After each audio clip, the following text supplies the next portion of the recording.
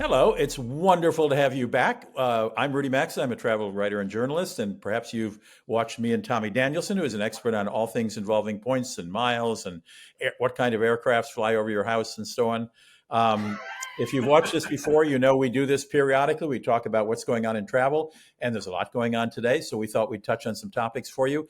It is today, as we come to you now, it's October 9th of 2025. So keep that in mind. If you're watching this a year later or 6 months later, or even 3 weeks later, that some advice may be obsolete or might have changed slightly because things are always changing in the travel world. But as of October 9th, Thursday, 2025, we're as current as you can be. Hello, Tommy. Nice to have you. And we talked about what we wanted to talk about first, which is this really expensive this company has got really expensive private clubs at several airports in the United States, and they're talking about opening one in Charles de Gaulle. And they will pamper you, and they will give you, you tell the chef what you want to eat, and it's like, I don't know, like $1,300 just to go there for the couple hours before your flight, and they'll take you out to the plane, and I think it's called just PS, right? It's currently in LA and Atlanta, but they're about to expand to Dallas Fort Worth in 2026, and perhaps Charles de Gaulle as well. But they're just these glamorous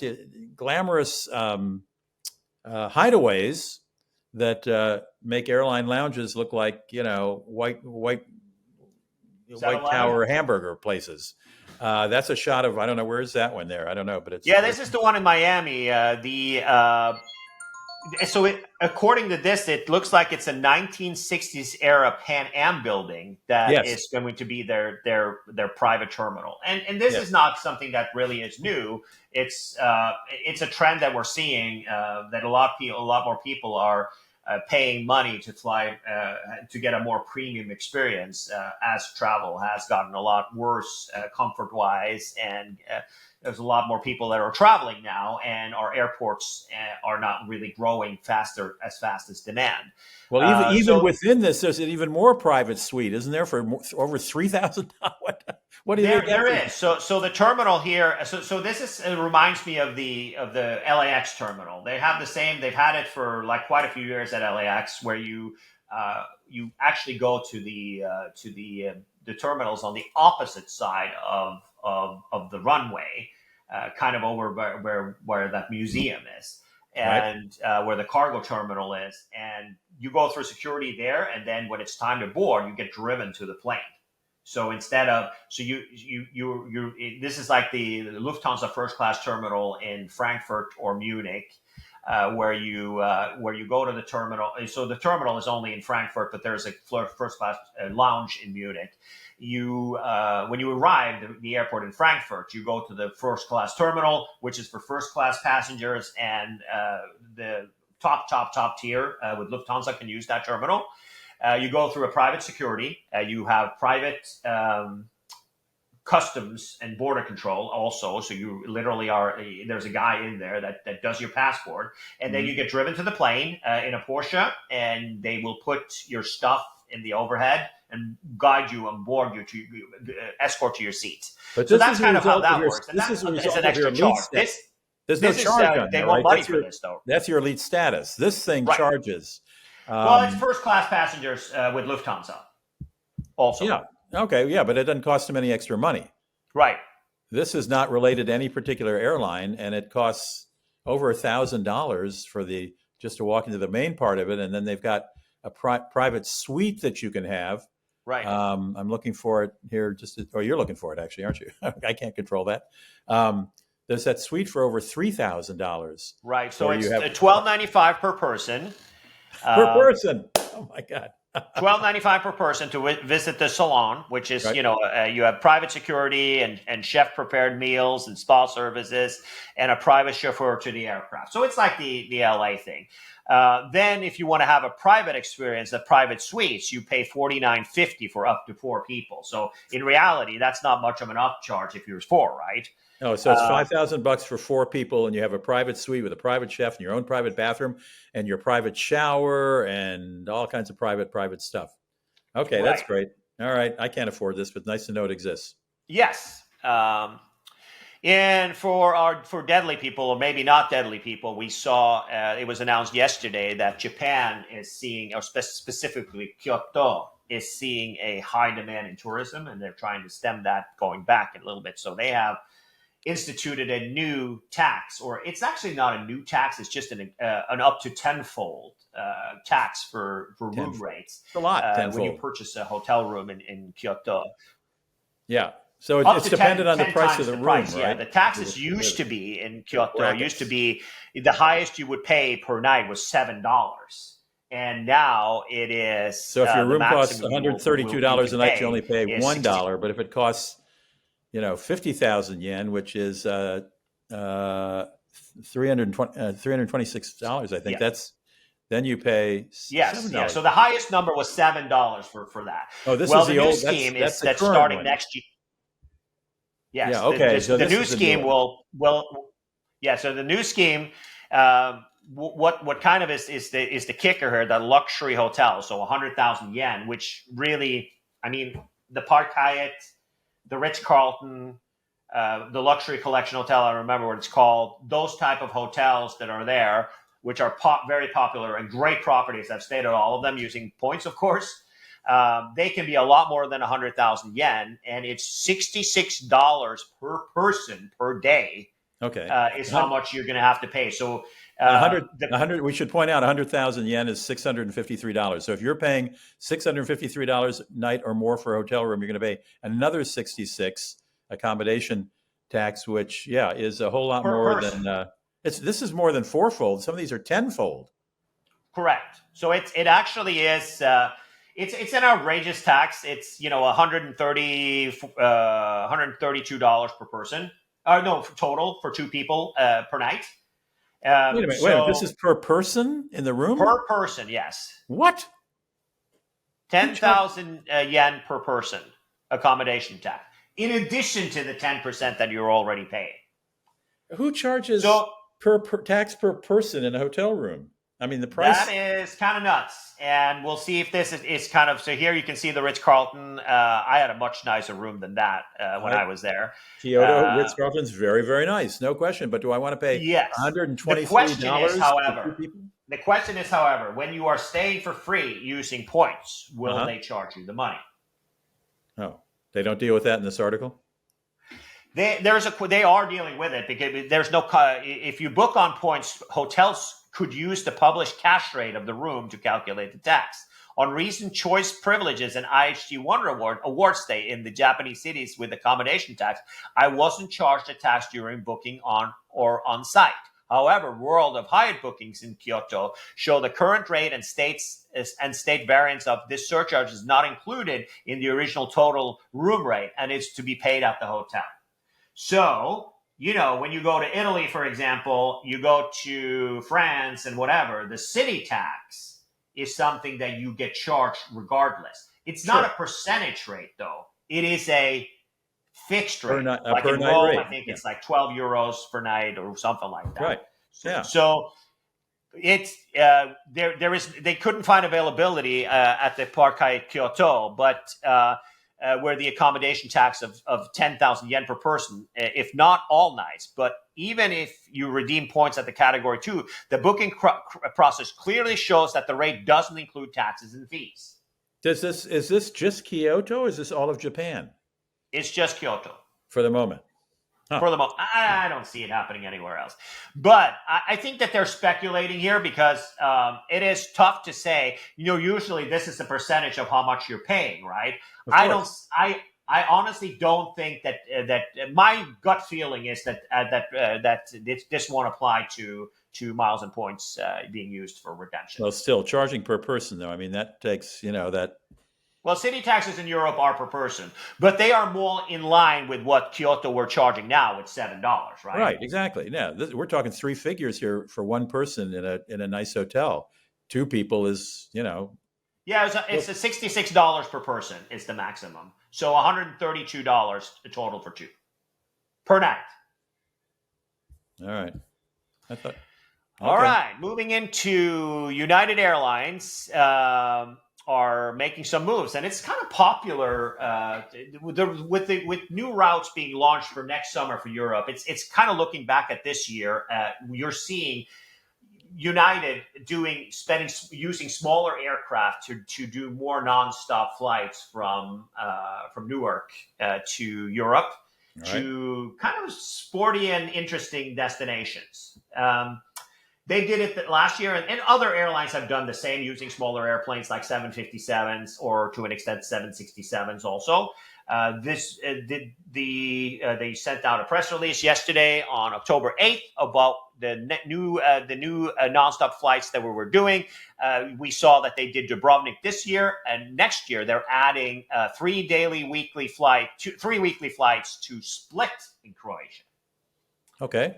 I think the driving time between those two cities is about 2 or 3 hours, right? 2 hours, maybe? 3? Right. So Split is further north. It's an interesting city. I think it's more interesting to be outside of Dubrovnik. Dubrovnik, to me, it's like tourist hell. I have no interest in Dubrovnik at all. Well, and as you know, we had a long discussion about that. Tommy is not a big fan of Croatia altogether because Croatia is now as expensive as Italy. And they don't have the food or the wine to back up, and the gorgeousness to back that up.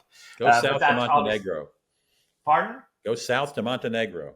Right. Montenegro's cool. I like Montenegro. Only 20 kilometers. It's 20-minute drive away from Dubrovnik, and you're there. And prices drop sharply from what Croatia charges for hotels. And it's not as touristy. Dubrovnik in the summer, in the high season when these flights will operate, totally nuts. It's crazy.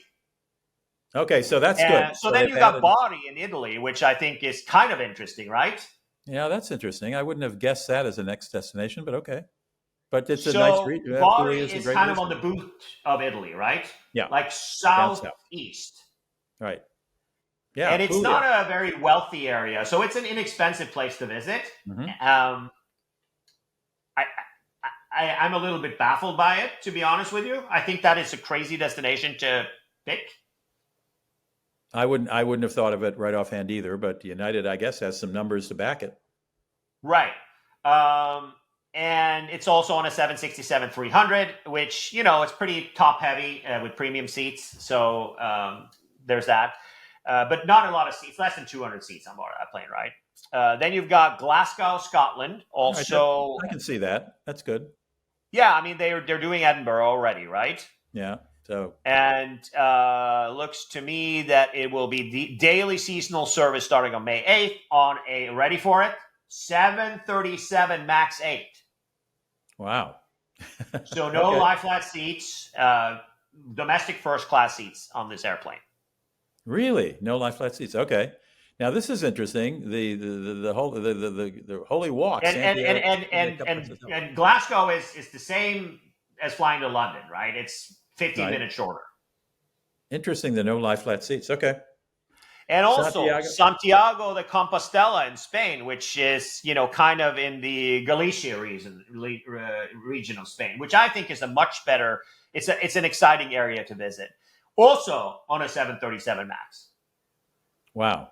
Okay. Reykjavik. They're doing a 757-200. And this is from.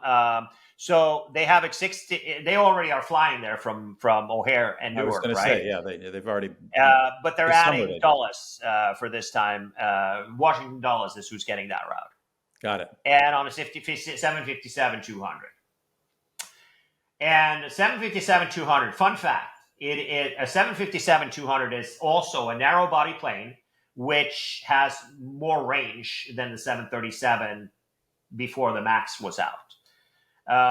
Fun fact is that the 757 has exactly the same width or diameter fuselage as the 737. So it is just as tight as it's a 737, really, that has a door, a second door to enter behind first class. Will there be live flat seats? So this plane will have.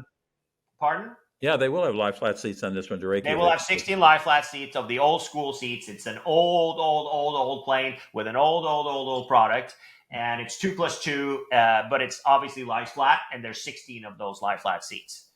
Okay. But behind the curtain, it is like a 737. But that's not something new. Continental did that a lot. I always was shitting on Continental for in the winter operating a 757 and selling it as a premium for business travelers to Berlin and to Oslo and to Stockholm. And in January, when there was a lot of winds in the North Atlantic, meaning that going back was that there was a certainty. Not a certainty, but it happened 20, 30 times a year that you had to do a fuel stop in Bangor, Maine to put gas on because you didn't have range to Newark, which means that, of course, you'll miss your connection. So, and they were calculating that. So then now they're just still keeping it up. Obviously, these planes are super old. Then you've got Seoul, South Korea, which is the 787-9. They are starting from Newark to Seoul. Will be the only airline offering nonstop flight from New York to South Korea. Of course, there are flights from JFK going to South Korea to Seoul. And it looks like it is going to be daily flights starting on September 4th of this year. That's a long flight. That's nice. Okay. Oh, wait a minute. The daily flight from Newark will begin September 4th. Wait a minute. It says, from and build on United's existing. It says the next summer will be offering. Yeah. It must be an error here because it said the next summer they will be offering, but it starts on September 4th. That doesn't make sense. No, it doesn't.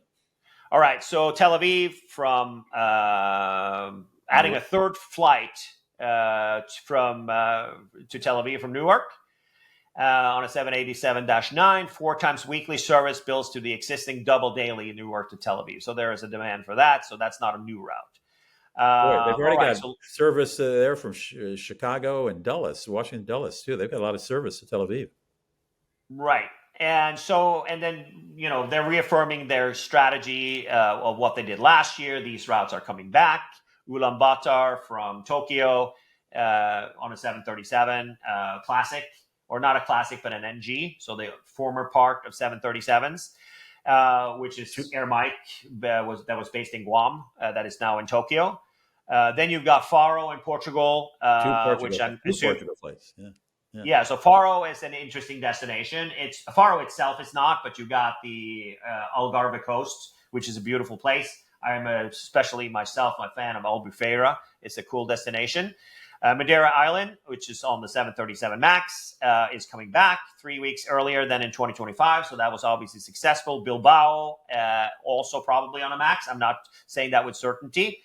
Coming back May 30th. Nuuk on Greenland, June 6th, 1 week earlier than 2025. Kaohsiung, operating year-round. Where's Kaohsiung? Is that in China somewhere? It sounds like China. I'll look it up while you keep talking. Dakar and Puerto Escondido are also staying yearly. So the inaugural to Nuuk, Greenland was the fastest-selling inaugural in United Airlines history. And maybe there were even hotel rooms for people when they got there. Who knows? Yeah, it's not a really that's obviously a challenge. Is also they've had a lot of this. So the Nuuk is a brand new airport that opened last year or this year, and they've had a lot of operational problems at that airport. A lot of cancellations because of weather and lots of things happening. So it's aware that Greenland is it's not like Iceland. It is a country with less infrastructure and with much more severe weather than that. So, but it's good stuff. Okay. All right. Great. Quick shot here. Toxic person inside you. This is Gary's. Gary's site is turning more and more into a pop-up frenzy of garbage. But anyways, I thought this was fun. I read this on 1 Mile at a Time earlier this week, where a Fairfield Inn in Plano, Texas, has been messing around with the bill. They wanted to start charging for parking, which is kind of weird for a hotel. There's a lot of land there, right? And this person wasn't driving, and she noticed that that something called a city fee was showing up on her bill. Okay. And city fee, to me, that sounds like a tax, right? Yep, of course. Right. Turns out Well, it it wasn't. turns out that she was questioning a checkout and they removed it for her. That was actually the parking fee. But she decided not to go quietly into the night. She she decided to contact the Collin County, which Plano is located, the tax assessor, and reported the business for collecting this money. And she heard right back right away. Since it's not a tax, it wasn't squarely within their jurisdiction, but they quickly worked with the city manager to put a stop to this hotel, to this at the hotel quickly. Now they're working on redress for guests that were fleeced. So the Scott Grigg, the Collin County tax assessor collector, he said that they've received a message from the hotel acknowledging the mistake/error in coding. They are deleting the errant code so it doesn't happen again. Oh, good. Oh my God. So I guess this is a win for the little guy, for sure. I wonder how long they've been doing it.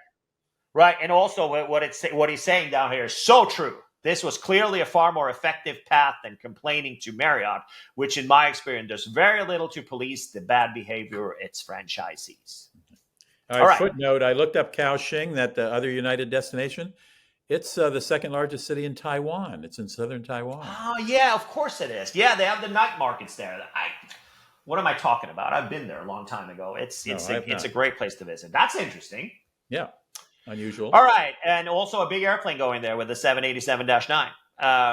Delta Airlines came out today saying that their premium travel is now dominantly taking over as the main revenue source on what's selling on the planes for the first time. Let's underline the word revenue. That doesn't mean that more people are buying premium than coach. It just means the money grossing is more now in premium travel than those of us who have to fly coach a lot.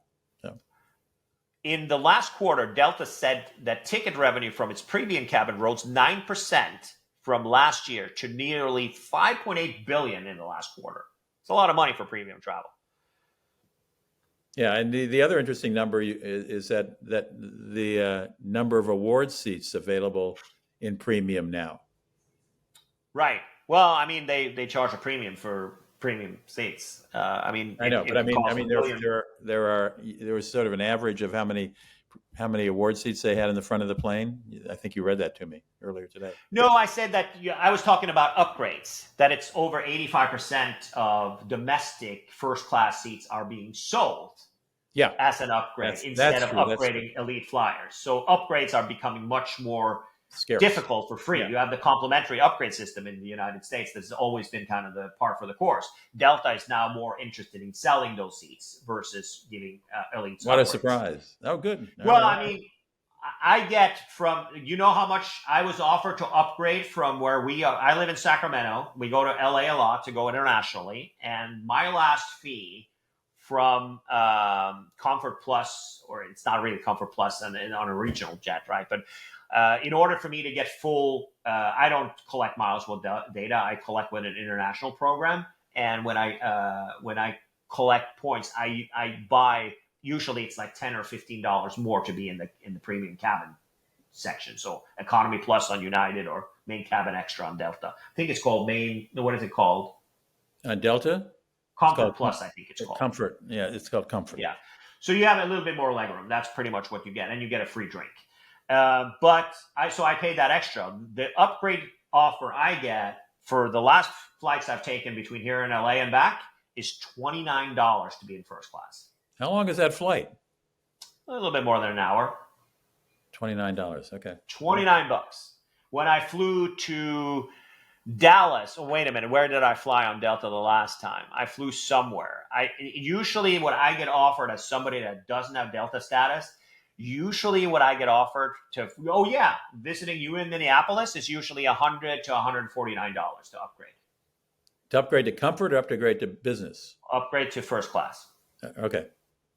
So meaning that 3-4 hours, $150, which means that, they are collecting a lot more money, which isn't really which isn't really news. It's a desire to kind of sell those seats. And the funny part is that you, who has high status with Delta, will not get the same offer as me. They will give me a much better offer than somebody that's eligible for a free upgrade. Interesting. Okay. All right. yesterday also, this is kind of interesting, and I think that this is really clever. We have some good friends of us, Nick Laming, who is our co-chair for our Hong Kong conference. He is one of the people who is building the new loyalty program for Riyadh Air, which is a new premium carrier that's launching later this month. And last night, they had a soft launch of their loyalty program, which they have called Sphere. And Sphere, I think that the play on this word, so it's obviously stratosphere or atmosphere or whatever, is the play in English, but the play in Sphere in Arabic means ambassador. Oh. So I thought that was a clever name and a good play, and I think that it rolls right off the tongue. I think that these guys, so it's he works with Kim Hardaker, who is used to work with Etihad and run their loyalty program. It's now with these guys. I think that they have a good team in the loyalty gang, but they're struggling now a little bit. So they did a soft launch yesterday where you can sign up for their loyalty program, a brand new program, and obviously it's a brand new airline, so it's a brand new program. And I went to their website and it said, "You're too busy, please hold." So there were a lot of people who signed up last night. I signed up because I want to get the nitty gritty on things. It's not going to be in an alliance yet. So to me, I find it like I'm. So it's just Riyadh to London right now? So Riyadh to London will be the first route. Here's the thing, though. It's an interesting thing that they have. They haven't launched the airline yet, and their planes are not certified yet. So the problem that we're seeing is that they have slots going into Heathrow starting on October 26th. And if you don't use your slots at Heathrow, you lose your slot, like forever. So you have to fly on those dates. So they have purchased an ex-Oman Air aircraft nicknamed Yamila. And Yamila, it will be a technical spare parked in Riyadh in case the last-minute substitution is required. In a short term, they're going to use that certified plane to fly to Heathrow. So, and the airplane will not have passengers on it. You can't buy a seat on it. It will have the royal family or the owners of the company, because, as one does. And also, it would be beta testing of crew, and they will have it open for, Riyadh Air staff. And, I'm sure that some of these wealthy guys have their own planes that owns them. But, yeah. So they're starting flights, let me see if I understand this correctly, from Saudi Arabia to and from London on the 26th of October. But general public cannot buy tickets. It's just going to be flying in and out of London to hold that gate space they have. Right. So we don't know yet. Weird. I mean, so... Jamila will fly from Riyadh to Dubai. As soon as proper aircraft are operating into London, Jamila will fly from Riyadh to Dubai until the second 787 arrives. The schedule are not being aligned to encourage through traffic from Heathrow to Dubai via Riyadh. So this is going to be in the beginning. It's messy. They're not ready for prime time yet. It's not going to be something that's going to be ready now.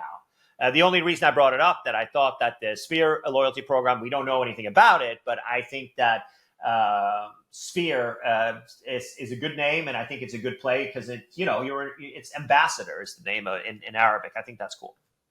Yeah, I just think it's a little early to announce all this, but okay.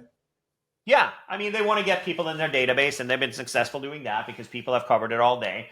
But it'll be a while before they're going to be ready for prime time and actually offer things. So those flights to London are not, like I said, open to the public. I was just going to say, when you say offering things, it's a flight to London. Yeah. Okay. All right. It says the tickets will only be offered to employees of Riyadh Air and its owner, the Saudi Public Investment Fund. You can't buy one yourself. So there you go. All right. All right, it's just to hold a slot, so that's going to be good for the planet. The plane's probably going to be completely empty and go back and forth, having fun with that. Yes, we've got some cruise information here. Celebrity Cruises, and who is owned by where are they owned by? Royal Caribbean. I don't know my cruise lines. I don't know. So, Labadee is a destination in Haiti. I was there in 2013. I've been to Haiti before when I was down in the Dominican Republic. I would visit it on a personal level. But this is like a cruise port in Haiti, based in Haiti, or that's located in Haiti. That's leased by Celebrity.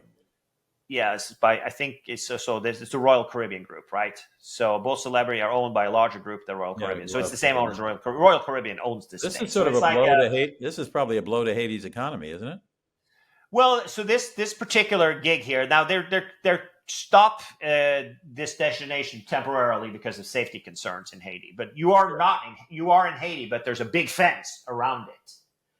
I didn't personally go and witness that myself, but this is like what you do is zip line and there's beach and all that kind of stuff. Oh, you don't go wandering around Haiti. Right. So this is you're not going into Haiti. You're going into a private property leased by Royal Caribbean / Celebrity, where they have water activities and things and stuff. You're in a controlled environment.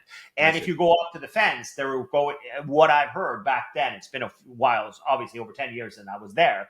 But people, Haitians, will be at the fence begging for money or whatnot if you go up to the fence. Oh. So they're kind of kept out of it, except for people working there, of course. Right. So. I think these things are stupid. It's literally then just taking advantage of having a good beach and whatnot. But so you're not really visiting the country. You're in it on private property, right? Or leased property. So, but the news here is that obviously they're stopping visiting here. It doesn't say that if the Royal Caribbean is going to stop, but Celebrity is stopping for now. Okay. It was reported this morning. All right, quick shot. SAS, Scandinavian Airlines, in 2013, they decided to discontinue Euro business, meaning that Euro business is an upgraded product where there's not more legroom and there's not different seats. It is coach seats, but the middle seat has been blocked. And they introduced something called SAS Plus. And SAS Plus was a product where they could fill every seat. You get meals from the trolley, and some of the longer flight will have different meals that you for breakfast and lunch that gets handed out, and you can order whatever drinks you want, and then you get lounge access and some other things when you fly in the front. Now, as of October 1st, SAS Business is now available again, meaning you get block middle seat, and they've actually done some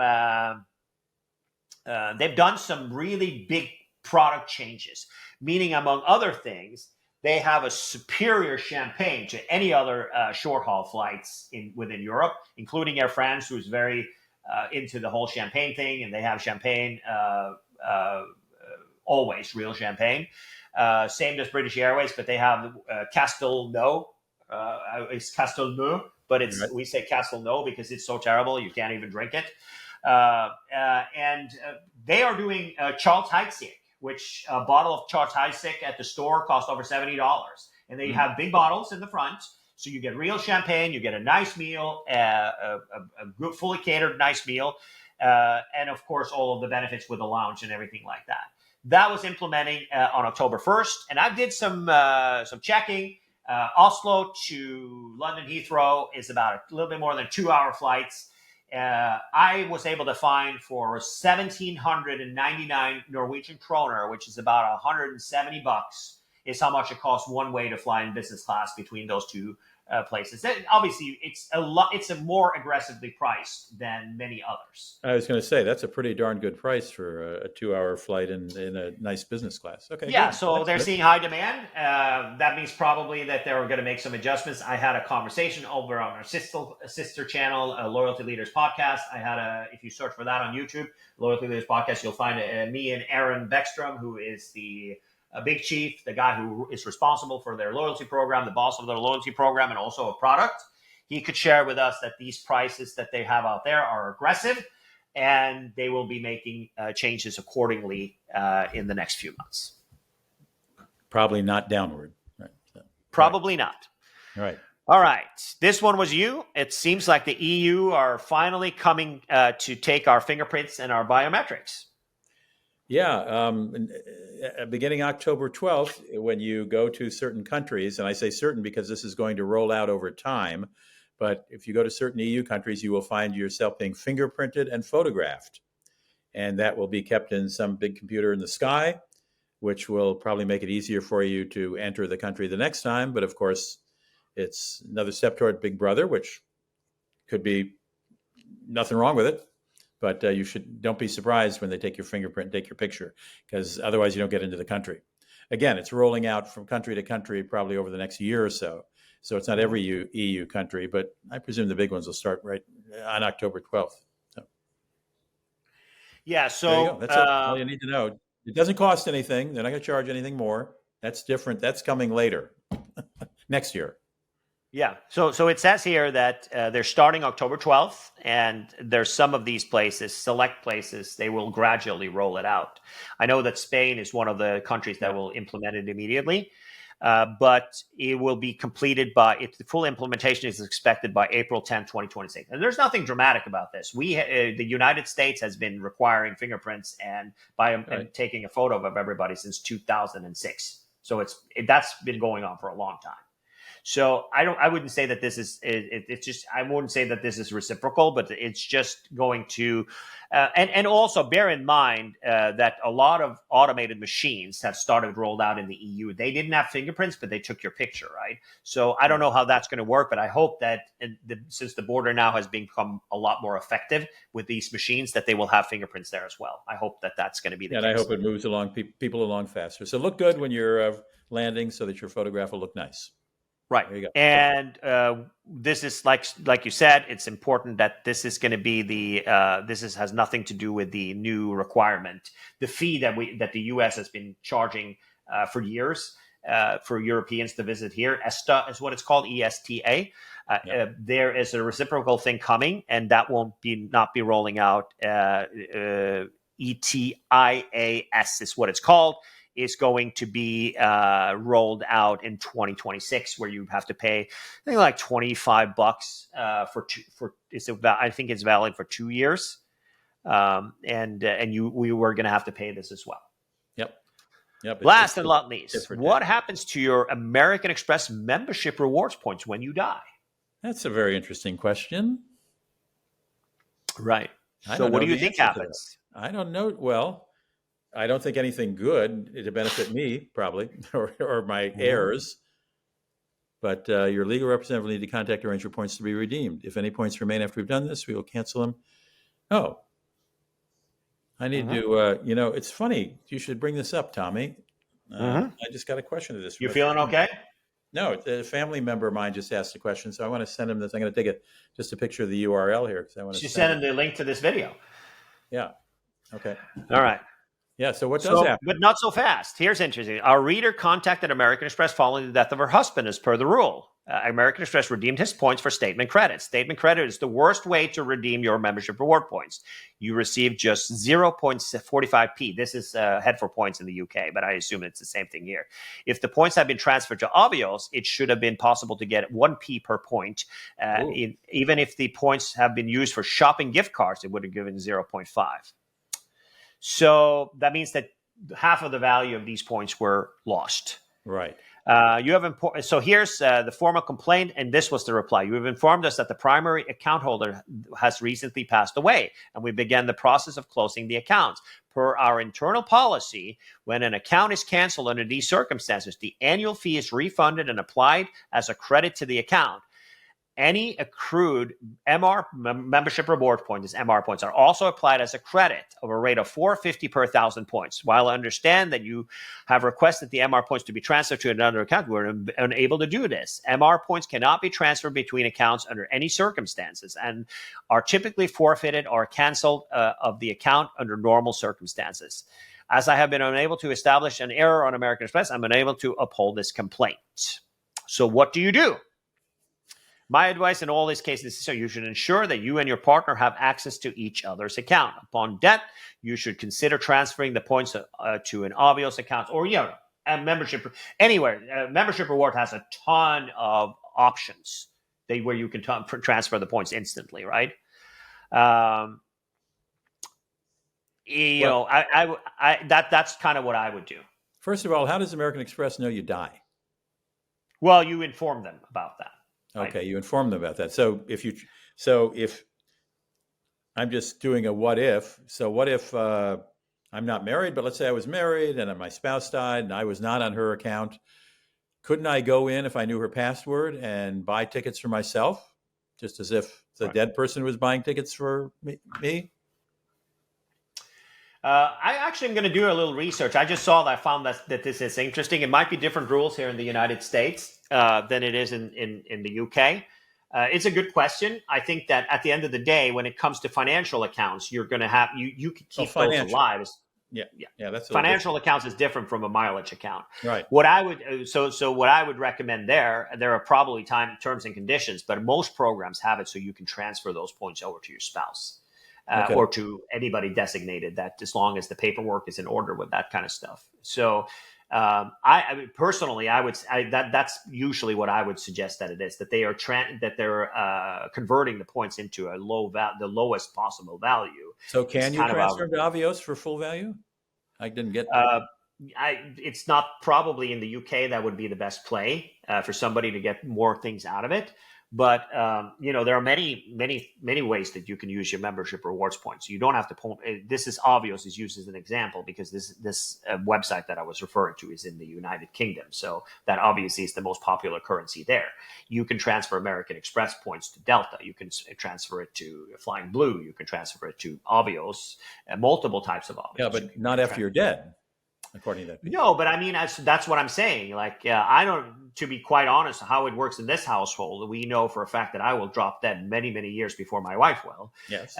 And I don't even know what the login to my American Express account is because she takes care of all of the finances in our house. I think we're going to be okay. So hopefully she will be around longer than I am, and she will be able to handle that situation. I mean, when my mom passed away in 2020, none of her stuff died. The bank accounts weren't closed, their credit cards weren't closed. You have to, get her death certificate, and personally, you have to deal with the bank and American Express. So I would assume that nothing will happen. So what I would do is you can transfer membership rewards points to other people's accounts, not to just your own, right? Right. Well, wait a minute. Can you do that? American Express points, I don't know. I don't remember. Airline points you can, but again, they'll charge you something too. Right. So at the end of the day, though, it's not something that will happen instantly, and people will obviously have other priorities when somebody important to you passes than to deal with miles and points. How could there be anything more important than miles and points? I just can't understand that. I'm kidding. Yeah. We all have our priorities, and that's why I've been married for 20 years and you're single, right? Exactly. Oh! Ouch. But in all seriousness, I think that what I would do, I think that the Rob at Head for Points, Rob Burgess, right? You met him a few times. Mm-hmm. Rob is a good guy, and his advice, it might go against the terms and condition to hang on to the account and transfer them over, but if you transfer it over into your spouse's or whoever's friends or who's linked to the account and transfer over the points over there, that really isn't. If you transfer it over from Tommy's, if I would use me as an example, the guy who is not the most healthy guy in the world, his wife is the healthiest person in the world, and she transfers the points over from Tommy's American Express account to Tommy's Avios account or Delta account or whatever. Delta is obviously the least one you do, a Flying Blue, for example. Right. That's something that she could do. I don't think that breaks the terms and conditions. And then she just closes your Amex account. She doesn't have to tell them you're dead. Just say we're closing this account. I think that, I don't think she's going to hang on to all those annual fees double up after you're gone. But I think that until you have it cleared up, death certificate thing. She can just, once she's emptied the account out, she can just say, you know what, I'm done with American Express. They don't know it's her. I think that we should make a specific video on this and do a little research in advance. I think it's an interesting subject because it's inevitable. Well, I've written about this over the years, and some airlines won't let you transfer it at all. Some say it has to be in your will. I mean, I went down airline after airline, but I haven't done it in about 5 or 6 years. But they're always changing, and they don't make it easy for you. I can tell you. Right. Yeah, so why don't we will promise that since we now 2 weeks in a row, so I'm very proud of us that we are making a show that's supposed to be bi-weekly. We're doing it actually. We are going to come back and maybe we'll make a special about what happens to miles and points when you die. Yeah, I think that's. Let's start a research on that, and that's all I have for this week. And that's all I have. And it's October 9th of 2025 as we speak to you. So if you've been watching this at a future date, I mean, because these could stay up for 20 years, for God's sakes. If you're watching it beyond October 9th of 2025, keep in mind, that's everything we know currently, but all stuff changes in travel. So check it out before you go, and use us as a base of operations, but don't count a year later for everything we've just said to be happening. Fair enough? Exactly. Okay. Thanks for tuning in. Take care. Thank you for tuning in. Bye-bye.